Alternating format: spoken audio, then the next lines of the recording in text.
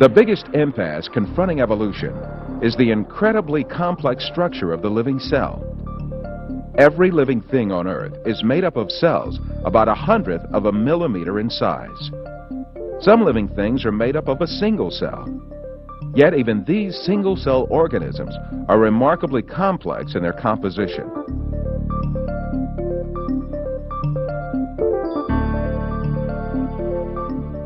They have complicated functions to survive, and even little motors to move. In Darwin's time, this complex structure of the cell was unknown.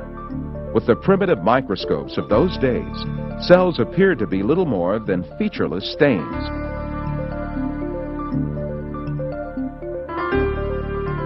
However, powerful electron microscopes invented around the middle of the 20th century began revealing just how complex and organized a living cell really was.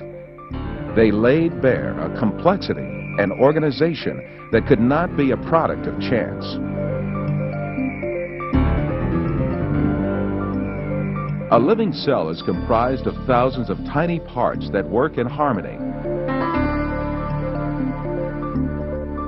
To make a comparison, within the cell, there are power stations, high-tech factories, a complex data bank, huge storage systems, advanced refineries, and a seemingly conscious cell membrane that controls what enters and leaves the cell. In order for the cell to survive, all of these organelles have to exist at the same time.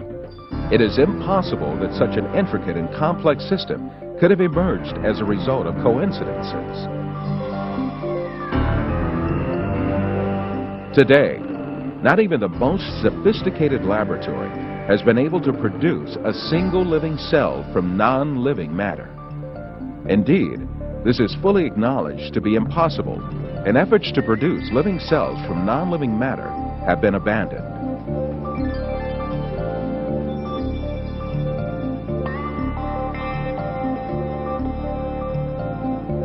But the theory of evolution claims that this system, which man with all his intelligence, knowledge, and technology cannot succeed in reproducing, came into existence by chance. Sir Fred Hoyle, a prominent English mathematician and astronomer, explains the impossibility of this with an example. The chance that higher life forms might have emerged by chance is comparable with the chance that a tornado sweeping through a junkyard might assemble a Boeing 747 from the materials therein.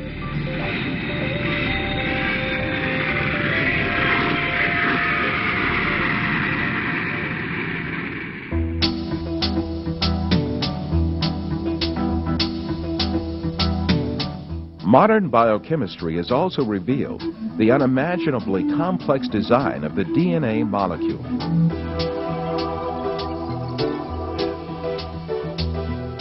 The structure of the DNA molecule was discovered by two scientists, James Watson and Francis Crick, in 1955. Their discovery demonstrated that life was much more complex than anyone had previously envisioned.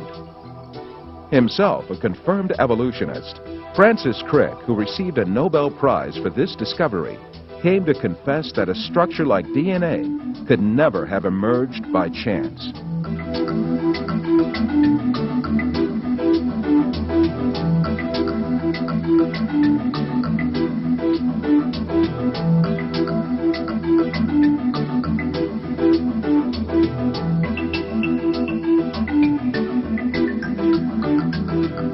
DNA is a giant molecule that exists in the nucleus of the cell. Every detail of a living being's physical and physiological makeup is coded in this double helix. All the information about our bodies, from the color of our eyes to the structure of our internal organs and the shape and function of our cells, are programmed in sections called genes in the DNA.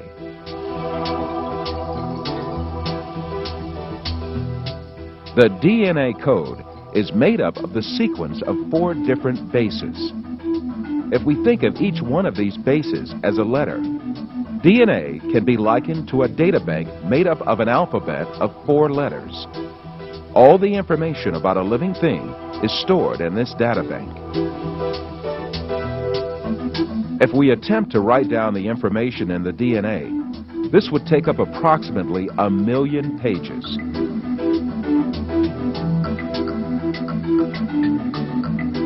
This is equal to an encyclopedia 40 times bigger than the Encyclopedia Britannica, which is one of mankind's greatest single accumulations of information. But this incredible information is stored in the tiny nucleus of our cells, measuring about 1,000th of a millimeter in size.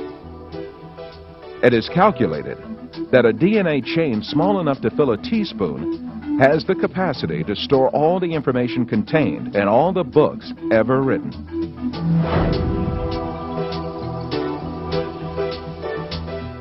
Of course, such an amazing structure could never have been formed by chance. The theory of evolution, which sees life as the result of mere coincidences and haphazard happenings, is helpless to explain anything in the face of the incredible complexity of DNA. It is evident that the DNA, the cell, and all living beings are products of an exalted and perfect creation. And since such a creation truly exists, then there must also be a creator who has an eternal power, knowledge, and wisdom.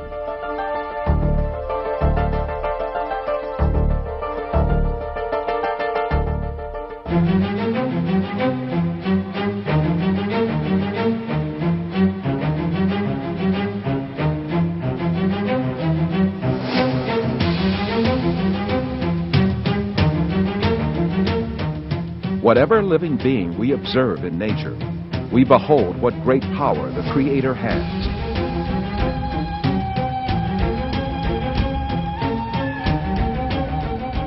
Each of the millions of living things and species in nature is a work of art. And like every work of art, they introduce to us the artist to whom they owe their existence. That is Allah, the Lord of the earth, the heavens, and all that is in between.